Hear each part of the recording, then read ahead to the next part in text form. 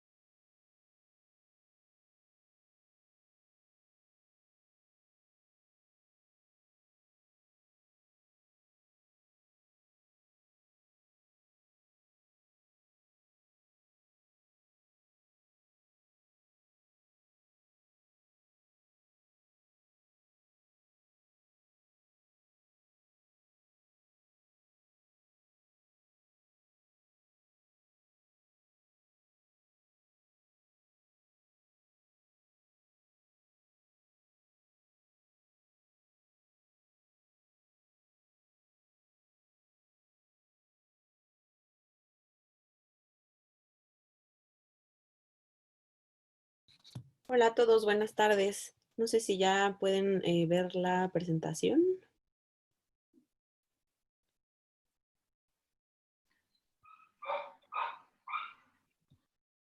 Hola, no se ve. Bueno, a ver, ahí está.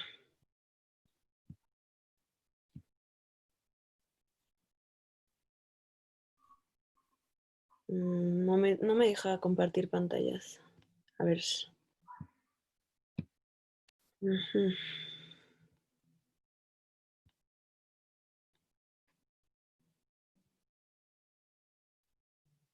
¿Allá? Ya se puede ver bien la presentación. Perfecto. Muy bien, pues buenas tardes a todos. Yo soy Eloína, soy médico residente en segundo año.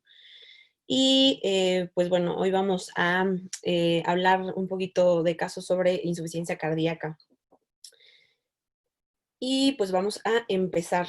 Ya tengo entendido que vieron algunos temas que, bueno, van a ser importantes y necesarios para sentar como este tema, principalmente valvulopatías. Entonces, bueno, vamos a empezar con el caso número 1. Es una mujer de 72 años de edad que ingresó por un cuadro de disnea progresiva que llegó hasta presentarse en reposo, ortopnea y aumento de 4 kilos en 3 semanas. En la exploración física se aprecia una presión arterial de 170/90, una frecuencia cardíaca de 100 latidos por minuto, pletora yugular grado 2 y estertores aproximadamente del 50% de los campos pulmonares, así como edema de miembros pélvicos hasta hasta tercio superior, perdón. A la auscultación destaca un soplo holosistólico, irradiado axila, tercer y cuarto ruidos presentes, y el tratamiento con el que ya contaba esta señora era enalapril, 5 miligramos cada 12 horas y furosemida 80 miligramos cada 24 horas. Entonces, vamos ahorita a su placa. No sé si alguien de los que están en la clase pueda decirme o describirme qué es lo que ve o cuál es su impresión diagnóstica con lo que ya se platicó del caso. Si hay algún voluntario.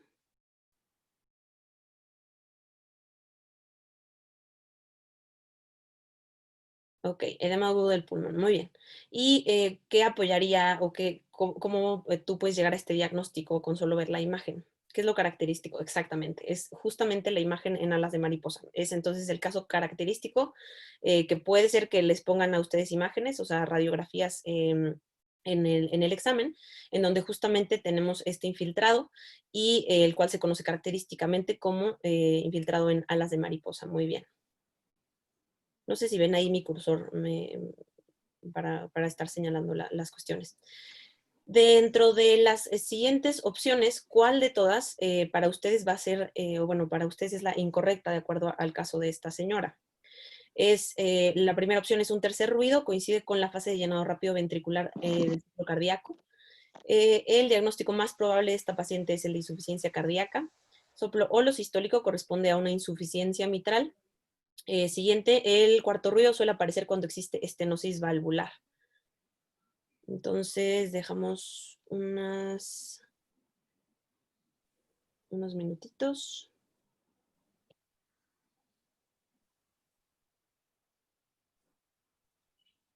No sé si está saliendo como el poll de preguntas. Sí, al parecer, sí, aquí se ve perfecto. Ah, perfecto. Parece que Gonzalo alzó la mano. No sé si todavía quiera decir algo. Ok. Le voy a reactivar el micrófono. Ajá, claro. No, disculpe, fue un error. Ok.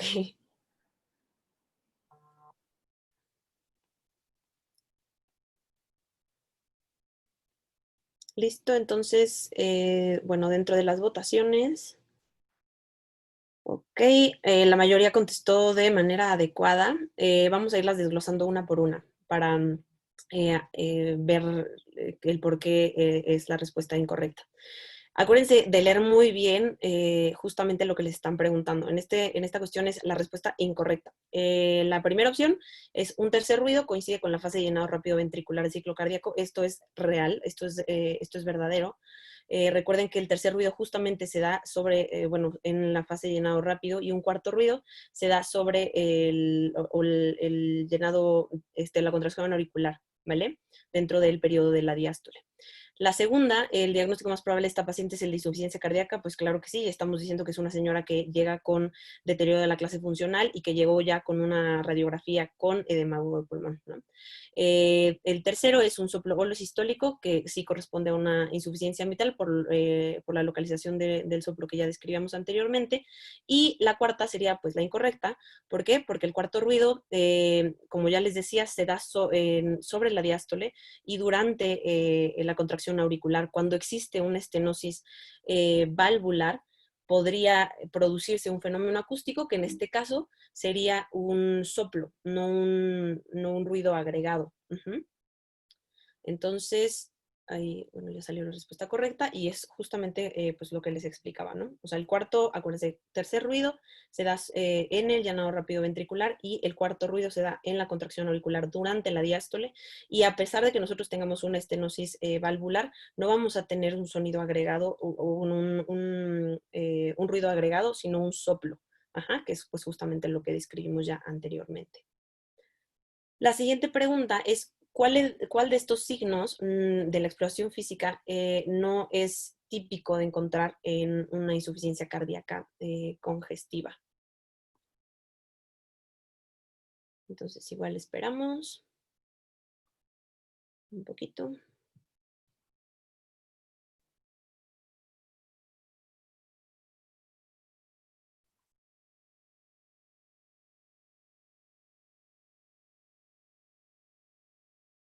Ok, perfecto. La verdad es que justamente esta pregunta, la verdad, es muy, pues yo creo que muy fácil, muy obvia de diferenciar dentro de todos los signos y síntomas que nosotros podemos ver en los pacientes con falla cardíaca. Justamente está la disnea paroxística nocturna, la ortopnea, el edema agudo de pulmón, el edema en miembros pélvicos, que pues todas estas cuestiones las presenta la paciente, ¿no? La pletora yugular, el reflejo patoyugular, patomegalia inclusive. Entonces, si tenemos que analizar esta, tal vez es un poquito mucho más fácil de diferenciar, porque todos las demás opciones cumplen con estas pues presentaciones clínicas que llegan a tener estos pacientes.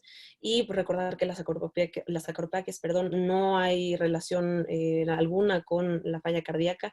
Es más por una cuestión, se tiene que abordar e investigar la etiología.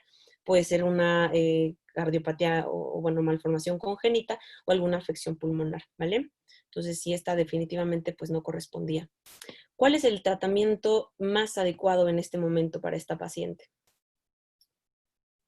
Acuérdense, llegó con deterioro de la clase funcional, con edema agudo pulmonar, con edema de miembros pélvicos. Llegó además con una presión de 170/100, si mal no recuerdo. Entonces, ¿cuáles serían o cuál es lo que ustedes consideran como más el tratamiento pues, que le ofrecerían a esta paciente dentro de las opciones que tenemos aquí? Vamos a esperar un poquito.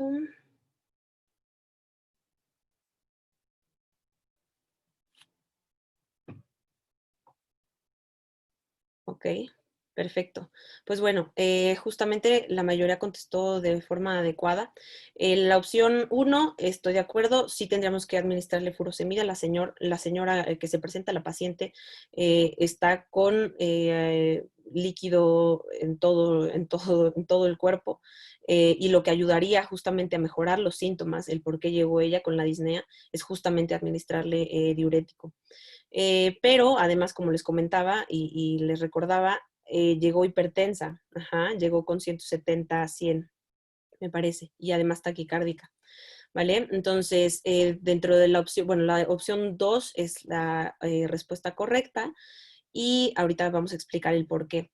La opción 3 es iniciar el betabloqueador. Acuérdense que en falla cardíaca aguda, no está indicado el uso de betabloqueadores. y pues añadir amlodipino, tendríamos que mejor, o sea, más bien optimizar el control de esta paciente. Como decía, la opción correcta es la número 2, es una falla aguda. Esta señora lo más probable es que tenga que quedarse hospitalizada. Como les decía, los beta bloqueadores no están indicados de forma aguda por el efecto inotrópico negativo que estos tienen, y idealmente pues tendremos que administrarle el diurético para mejorar los síntomas. Y la cuestión es que, bueno, nos llega con sí algo descompensado en cuanto a la presión arterial. Sin embargo, la única opción que nos ofrecen es, pues, aumentar la dosis del IECA, ¿no? Del enalapril. Si nos dieran la opción de darle nitroglicerina o algo de forma intravenosa, sería la opción. Sin embargo, pues no la tenemos. Entonces, la correcta o la que más quedaría para el tratamiento de esta paciente sería justamente aumentar la dosis del IECA, del enalapril, y además dar la furosemida. Ujú. Después de esto, ¿con qué valores ustedes descartan o descartarían falla cardíaca en ella? ¿Qué valores son los que ocuparían para ustedes poder determinar que no es una falla cardíaca o que no es ese edema agudo que ustedes ven, no es de origen cardíaco?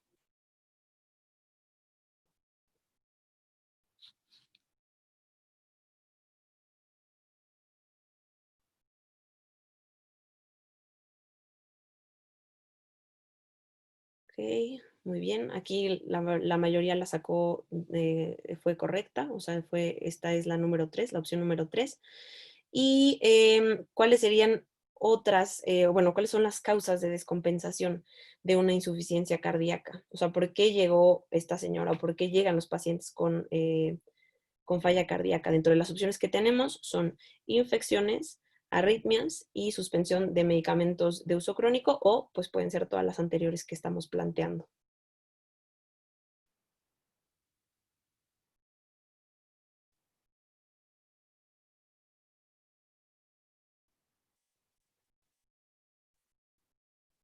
Esperemos. Ok, todas las anteriores, exactamente todas estas se deben a una o pueden ocasionar justamente la descompensación de una insuficiencia cardíaca.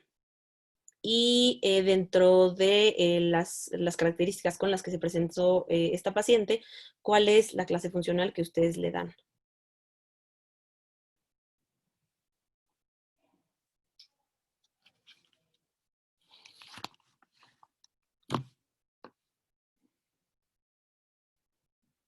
Ok. Exacto, ¿no? Una clasificación 4. ¿Por qué? Porque ya la señora presentaba disnea en reposo. Ujú, ¿están de acuerdo? Pues bueno, ahorita vamos a las explicaciones, estas todas las anteriores, y justamente es la clase funcional 4. Ujú. Justamente los cortes, para que ustedes descarten una falla cardíaca de forma aguda, serían, como la opción decíamos, o sea, menos de 100 picogramos de BNP, y del NT por ONP igual menos de 300. Depende también de las características de los pacientes, de la tasa de filtrado glomerular, de la edad. Muchas veces estas cifras pueden verse alteradas.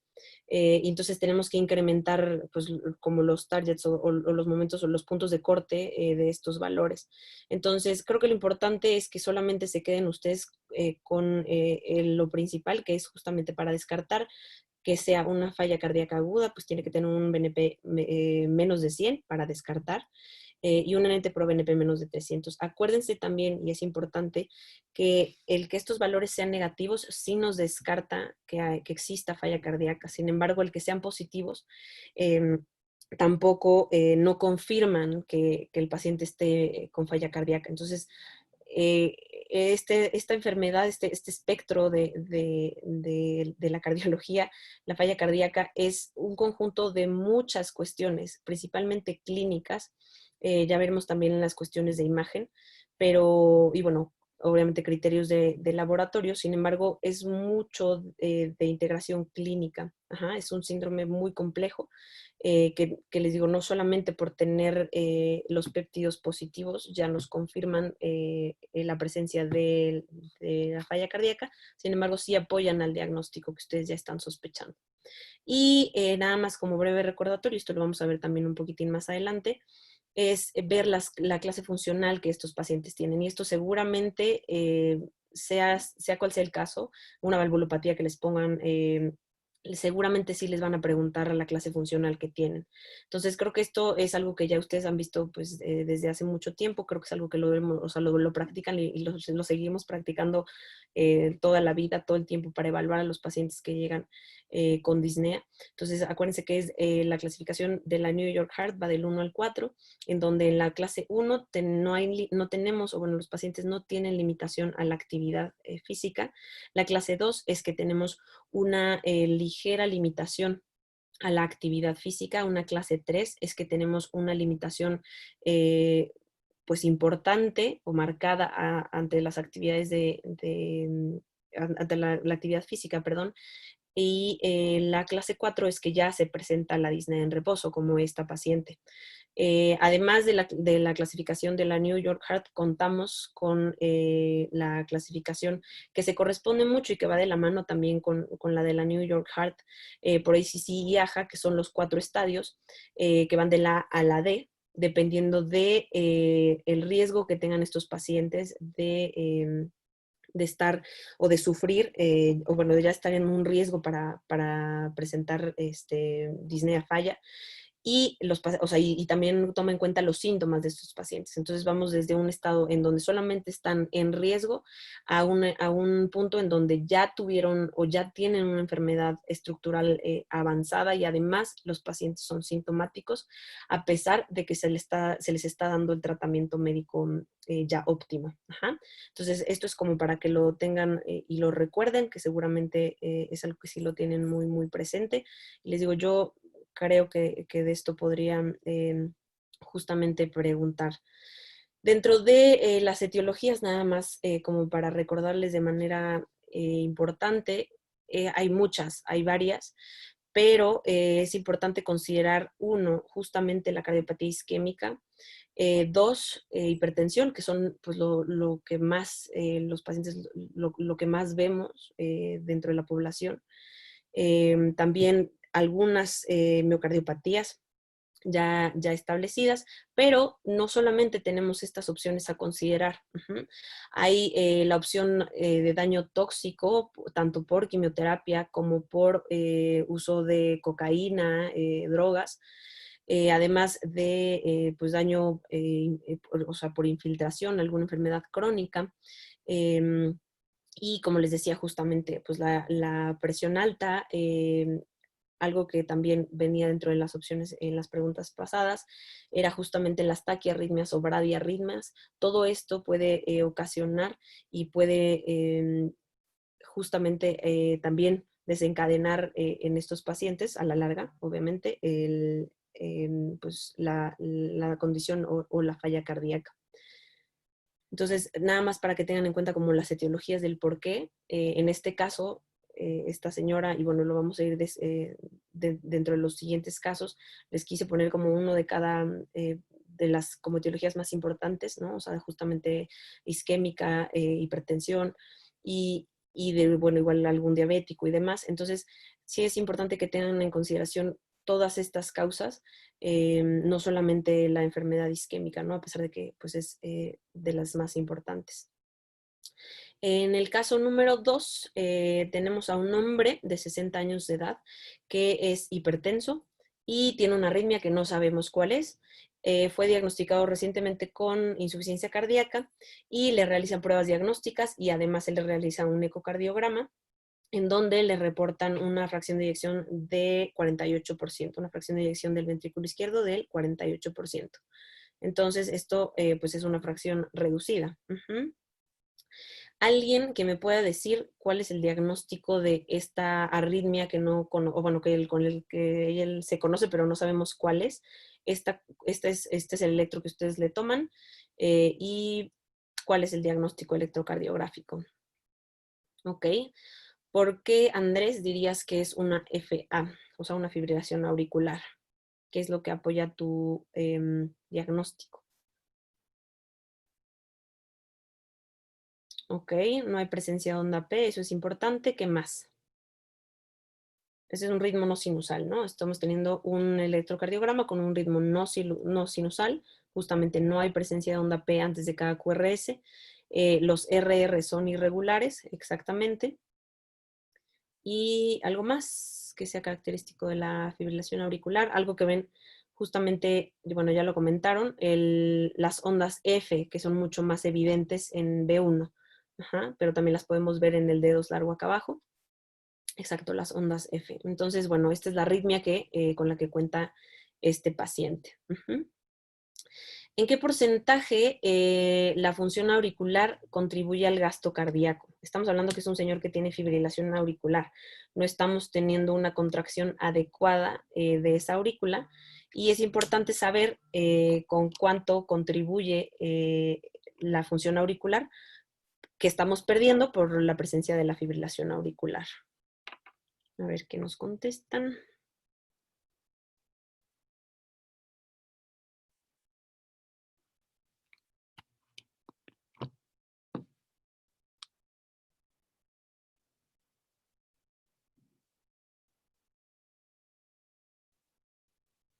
Ok, 20-25%, exactamente. Entonces, es importante sí tener en cuenta que estos pacientes pues perdemos, o sea, ya teniendo una fibrilación auricular, como les decía, se pierde esta función y este aporte de gasto que nos da la aurícula en estos pacientes. Y esta yo creo que también es muy, o sea, de las más preguntables en cuanto a enfarma y cardiología. ¿Cuál de los siguientes betabloqueadores son cardioselectivos de los que tienen aquí?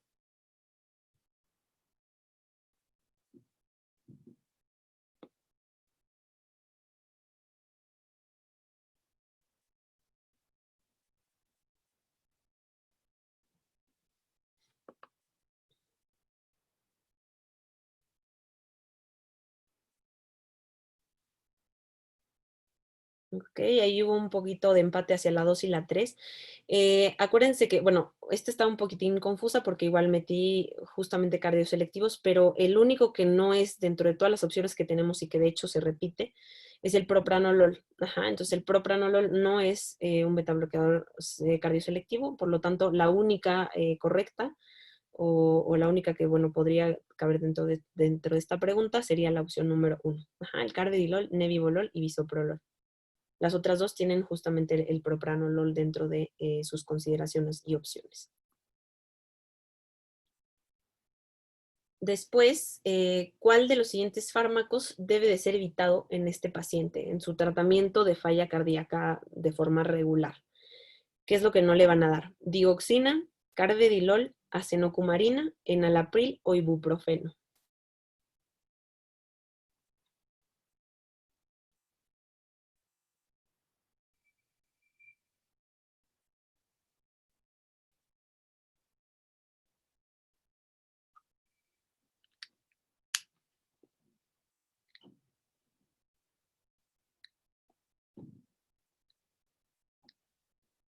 Ok, ibuprofeno. Espero que todos sepan el por qué no daríamos ibuprofeno, a pesar de que este paciente pueda tener alguna afección que necesite algún analgésico.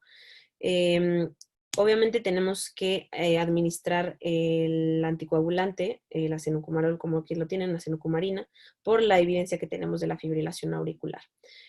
Tanto el carvedilol como el enalapril, o sea, es un betabloqueador más el IECA, acuérdense que son los pilares de tratamiento en los pacientes con falla cardíaca.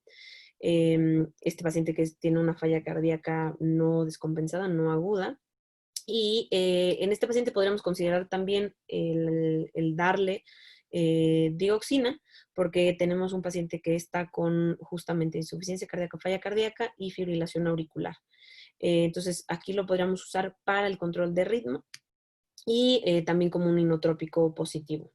El ibuprofeno, así como cualquier AINE, eso es algo que sí lo deben de tomar en cuenta porque probablemente puedan también preguntarles algo así. El por qué no daríamos ibuprofeno a pesar de que este paciente necesite algún tipo de analgésico es porque estos medicamentos pueden llegar a descompensar a los pacientes. Esto se da por justamente la inhibición de síntesis de las prostaglandinas en riñón. Entonces, estos medicamentos, generalmente los AINES, procuren no darlos en pacientes con falla cardíaca. O sea, no es un medicamento que debamos dar idealmente en pacientes que necesiten algún tipo de analgesia, porque sí pueden llegar a descompensarlos, ¿vale? Entonces, bueno, esa todos muy bien. Luego, este es el caso número 3. Este es un paciente de 64 años de edad que cuenta con antecedente de cardiopatía no especificada, que se le hicieron ese diagnóstico a los 40 años de edad y no recibió ningún tratamiento hasta la fecha. Y dice que desde hace 2 años presenta el cansancio, disnea, que inició primero al subir 2 pisos y que ahora solamente al subir uno ya presenta disnea. Durante los últimos 6 meses, esta condición de disnea se ha exacerbado, que obviamente hace que él esté más cansado y que ahora presente disnea para ir al baño, ¿no? Para desplazarse al baño. También él refiere palpitaciones y edema de miembros inferiores de predominio nocturno. Entonces, acude a revisión, en la consulta, tiene los siguientes signos: una presión de 130/70, una frecuencia cardíaca de 100 latidos por minuto, un pulso arrítmico, 22 respiraciones por minuto y bueno, está con 37 grados de temperatura. En la exploración física tiene plétora yugular grado 1, está arrítmico, tiene un soplo holosistólico y holodiastólico en foco mitral grado 4 de 6, que se irradia a la axila, y estertores pulmonares vivasales con edema bimaleolar. El resto está sin alteraciones. ¿Cuál es la etiología que ustedes consideran más probable? Que ya vieron también la cuestión y la clase de valvulopatías. ¿A qué se explicaría este soplo tanto en sístole como en diástole? Y bueno, la descompensación y la aparición de disnea en este paciente.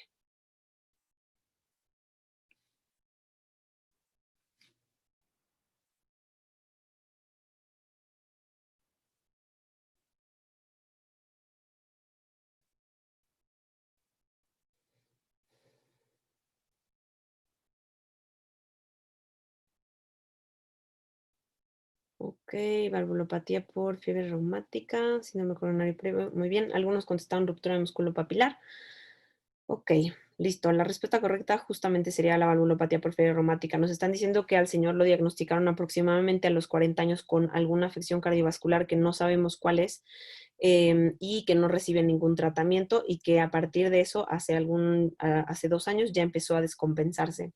Acuérdense, y esto como retomando un poquito la clase de valvulopatías, que estos pacientes generalmente justo tienen una presentación de la cardiopatía reumática posterior a la fiebre reumática que tuvieron en la infancia, ¿no? O sea, nosotros los abordamos o llegan a consulta justamente a los 40, 50 años, después de haber tenido estos episodios o el diagnóstico de fiebre reumática en la infancia, y que a partir de aquí pues tienen que empezar a tomar tratamiento. ¿Por qué? Porque justamente por la dinámica y por toda la fisio que conlleva una valvulopatía reumática, tanto de insuficiencia como de estenosis, pues a la larga llevan justamente a una dilatación auricular, a una congestión pulmonar y todo el camino justamente hacia la circulación retrógrada. Todos los síntomas que justamente pues son los que presenta este paciente también. Después, ok. ¿Por qué este paciente presenta FA? ¿Por qué llegó con fibrilación auricular? Por un crecimiento auricular, por hipertensión arterial de larga evolución, por un infarto previo, por infección agregada o ninguna de las anteriores. Esta creo que está muy fácil. Pero el chiste de todas las preguntas y de los casos que a ustedes les pongan es justamente, pues, leerlo, o sea, leerlo bien, atención a lo que les están preguntando y sí fijarse mucho en cuanto a este jueguito de palabras, decir si es incorrecta, cuál es ninguna de las anteriores, todas las anteriores. Esto a veces como que juega un poquitín con nuestra cabeza, aunque sabemos la respuesta y entendemos lo que nos están preguntando, a la mera hora contestamos algo erróneo. Entonces, bueno, obviamente sí, es crecimiento auricular. el por qué se da esta arritmia. Y como les explicaba, pues obviamente esto es un proceso de tiempo que lleva que se desarrolle la cardiopatía reumática, y que obviamente pues necesitamos a estos pacientes identificarlos dentro de tiempo, darles un seguimiento adecuado y evitar que progresen al grado que este señor llegó. Ujú. Muy bien. ¿Qué estudio solicitarías en primera instancia para continuar el abordaje de este señor? ¿Cuál estudio de imagen?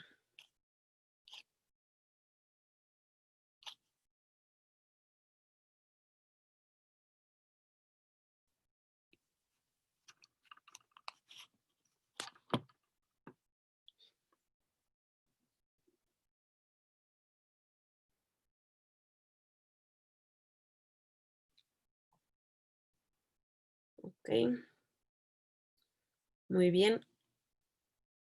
De hecho, pues la verdad es que todos estarían indicados para, continuar el abordaje de este paciente. Sin embargo, esto es muy importante y justamente esto es a lo que voy con poner como atención a lo que te están preguntando. Ajá.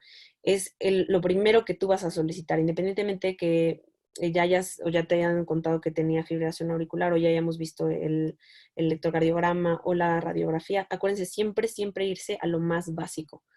Eh, lo que seguiría en este momento es hacerle un ecocardiograma transtorácico. ¿Por qué? Porque nos va a ayudar a evaluar justamente cómo está la función ventricular, que es lo que nos importa en él, porque ya tiene disnea y porque ya tiene síntomas de congestión, para ver cómo está la estructura o cómo están las valvas, cómo están las válvulas, si efectivamente tenemos alguna afección solamente en la válvula mitral o en la válvula aórtica o en más válvulas, y así como pues la movilidad de segmentos y en fin. Entonces, es importante que aquí sí consideren ustedes, a pesar de que les digo, es importante también tener estudios de perfusión, que también son necesarios, dependiendo también para pacientes que la etiología es más hacia lo isquémico. Eh, es importante que siempre se vayan como dentro de lo más básico y justamente pongan mucha atención a lo que se les está preguntando. Entonces, en primera instancia, ¿qué es lo que ustedes solicitarían? Es el primer paso que ustedes van a tomar para continuar el abordaje de este paciente, ¿vale? Entonces, muy bien, la mayoría lo contestó. En el ecocardiograma, lo que les reportan es una dilatación de las 4 cavidades, siendo más importante la de las aurículas, en una función sistólica del ventrículo izquierdo del 40%, esta también está reducida, disminuida, hay hipocinesia generalizada, una válvula mitral engrosada y que al Doppler color se observa una doble lesión mitral con predominio de insuficiencia e insuficiencia tricuspidal moderada. Entonces, bueno, si recuerdan, dentro de la clase de valvulopatías, la cardiopatía reumática, la lesión principal o la más característica justamente es la doble lesión mitral. ¿Qué tratamiento le van a iniciar a este paciente que llegó por la cardiopatía reumática?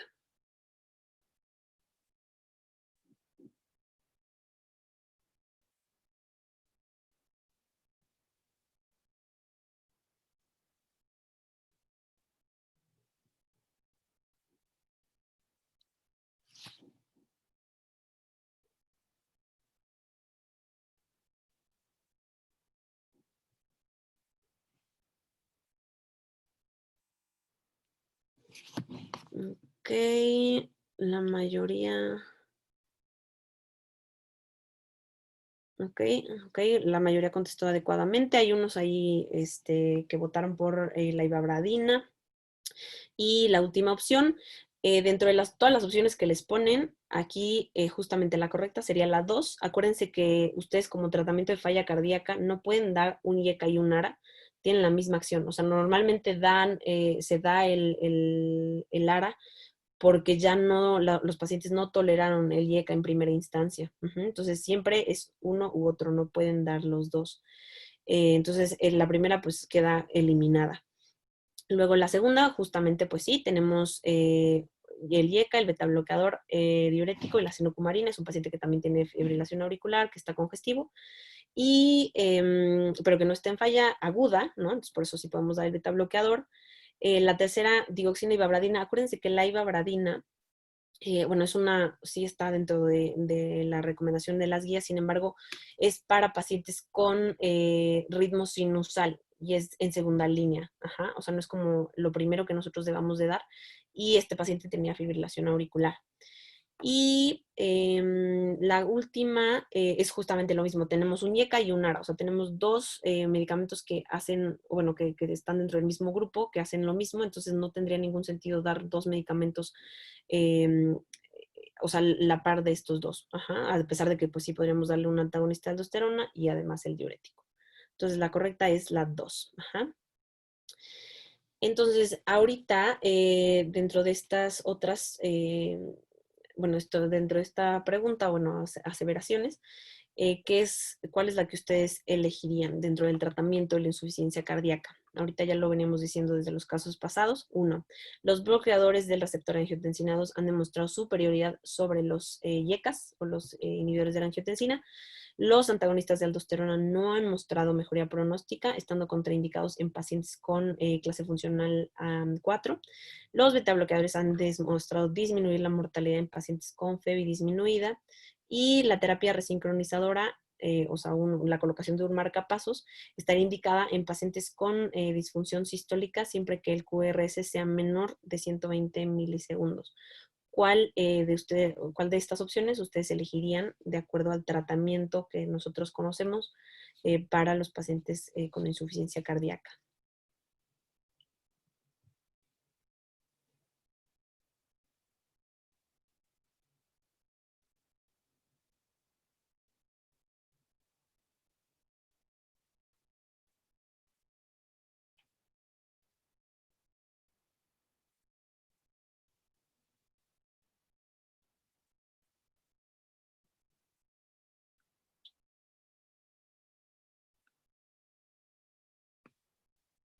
Ok.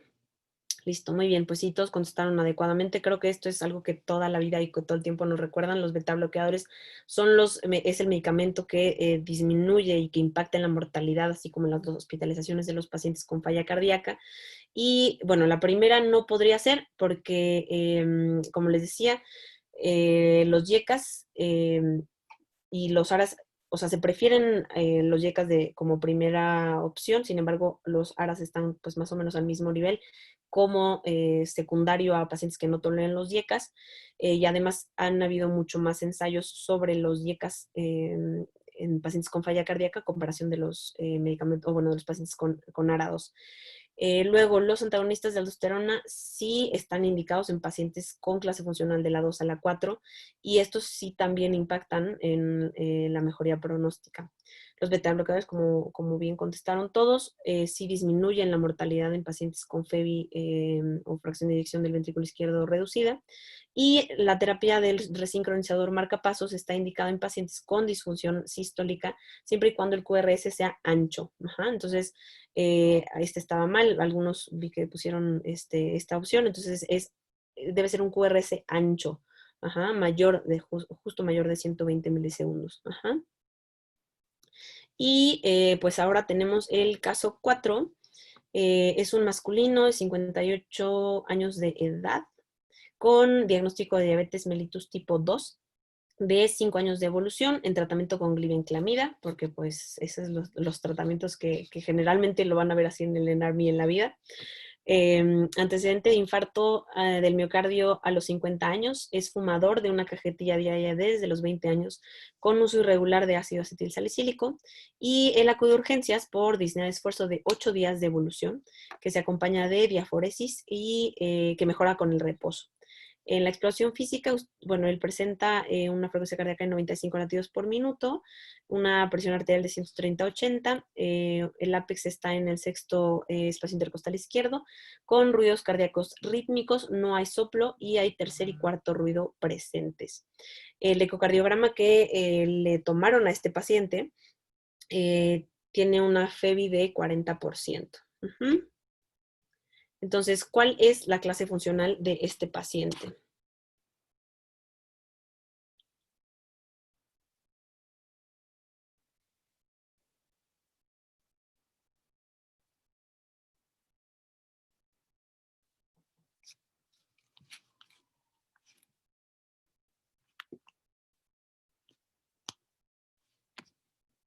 Ok, NIJA 3, NIJA 2, ok.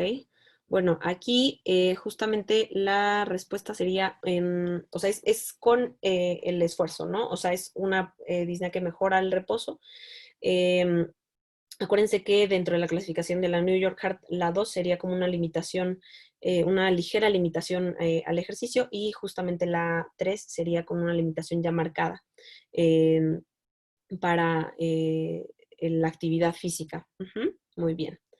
Entonces, la que sigue es, de acuerdo al caso clínico de este paciente, ¿cuál es la etiología que desencadenó su falla cardíaca? EPOC, acuérdense que es un fumador cronicazo, fuma una cajetilla, me parece, desde hace 20 años, que trae neumonía, una tromboembolia pulmonar o isquemia. Ujú.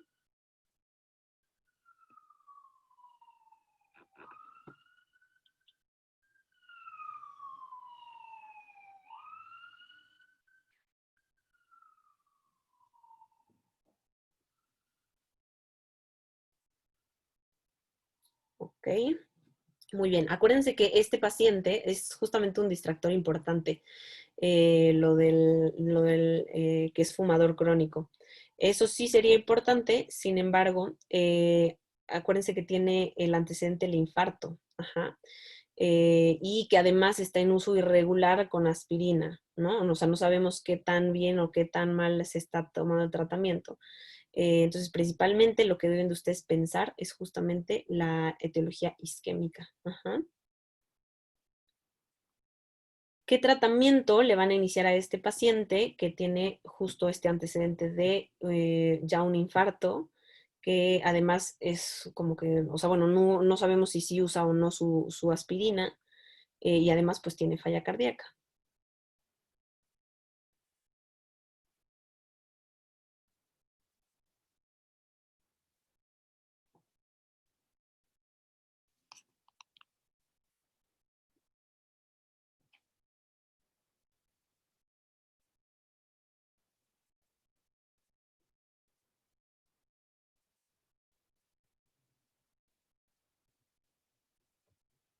Ok, muy bien. Pues sí, justamente es la más completa, ¿no? O sea, vamos a darle el beta bloqueador, su estatina, por la cuestión de que ya tenemos el antecedente que se infartó.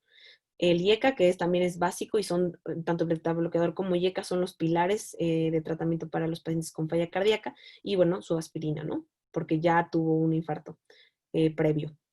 El antibiótico broncodilatador y ácido acetilsalicílico, pues no, porque no tenemos evidencia que ya haya llegado con fiebre o algún otro estado justamente de una descompensación, una exacerbación de EPOC. Anticoagulante, morfina y betabloqueadores, pues no hace mucho sentido. Y pues la última opción es lo mismo, ¿no? No podemos dar IECAS y ARAS al mismo tiempo. Y los inhibidores de SGLT2 yo creo que todavía para la actualización del examen, no creo que todavía o lo consideren como tratamiento. Esto es algo muy nuevo que se está dando actualmente. Se ha visto mucho beneficio en pacientes, pero no va a ser yo creo que una opción que ustedes o que les presenten en el examen. La verdad es que no están tan actualizados y de todas maneras pues se elimina por la cuestión de el uso de IECAS y ARAS. Muy bien.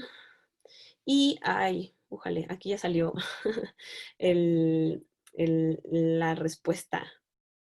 Lo siento, ya les di aquí la respuesta, les regreso a ver cómo contestan Sí, todos. aquí está, ya lo activé para que solo puedan poner las opciones. Súper, muy bien. Ahorita en su pantalla solo sale los estadios. Ah, súper, muy bien. Yo pensé que ya les había dado las respuestas aquí.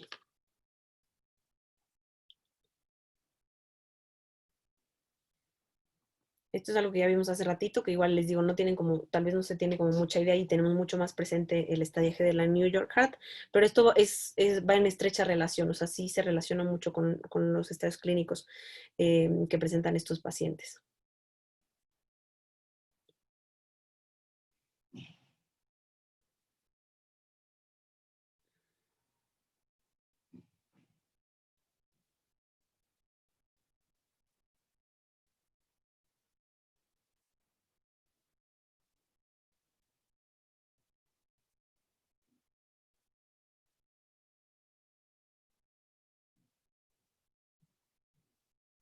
Esta es un poquito más tardada, entonces yo aquí los espero en lo que todos contestan o cómo contesta la mayoría. Ya les había yo puesto como el acordeón al inicio, entonces vamos a ver qué tal.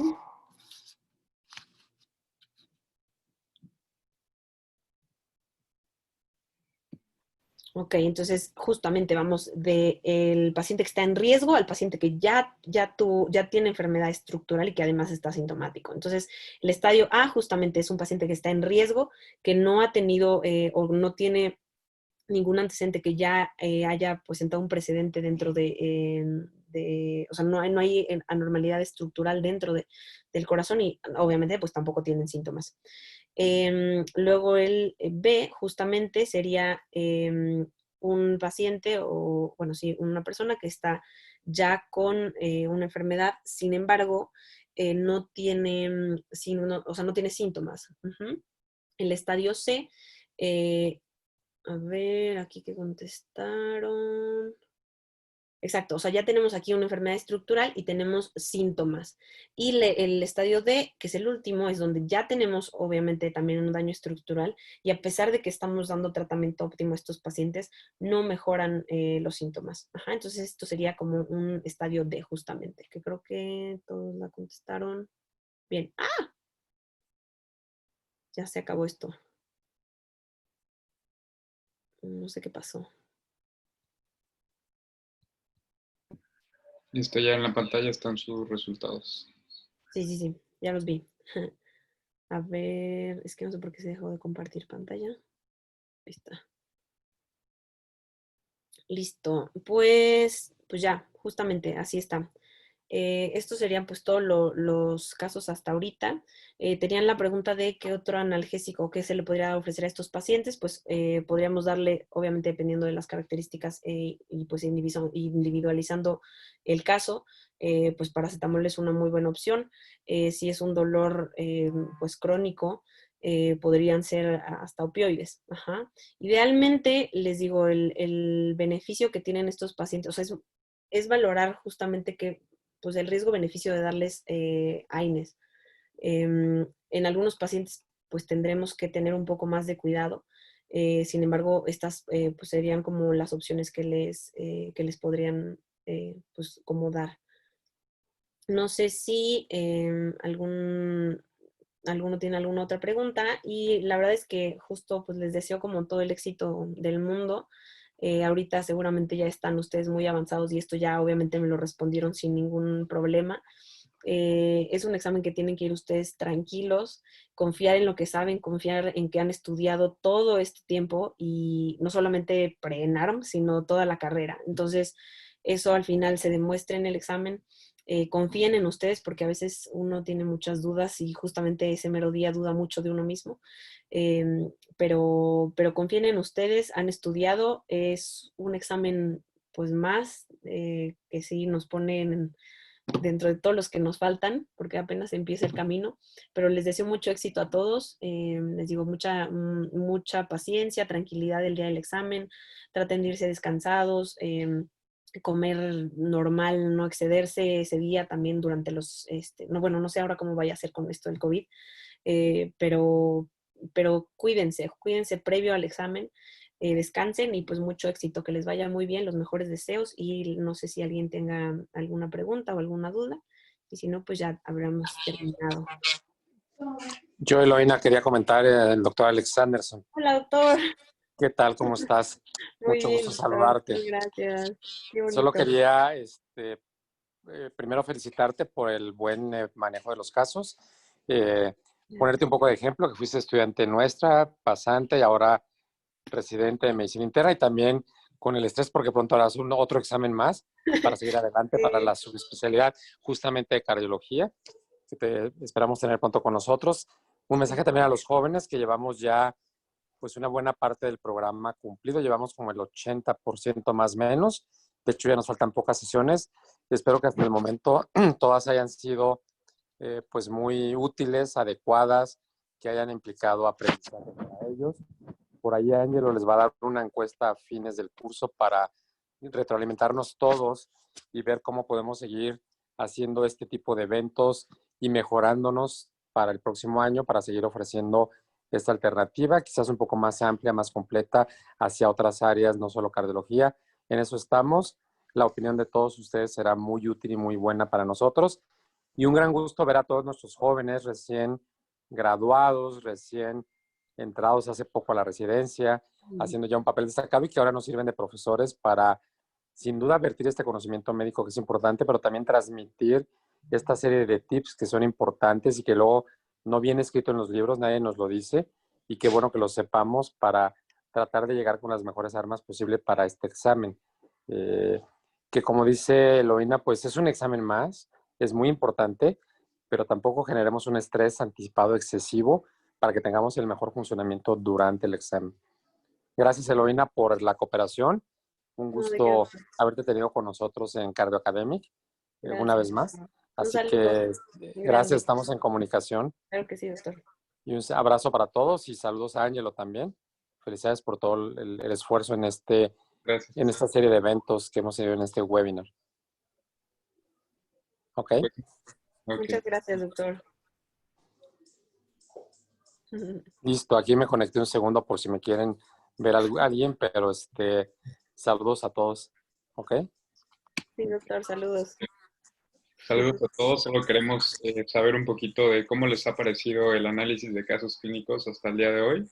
Si nos pudieran dar un poco de su retroalimentación, esto nos ayudará bastante para seguir preparando inclusive la siguiente sesión. Y pues muchas gracias. Recuerden que el día 6 tenemos como invitado a un residente de cardiología. Entonces, seguiremos con estos temas, ¿de acuerdo?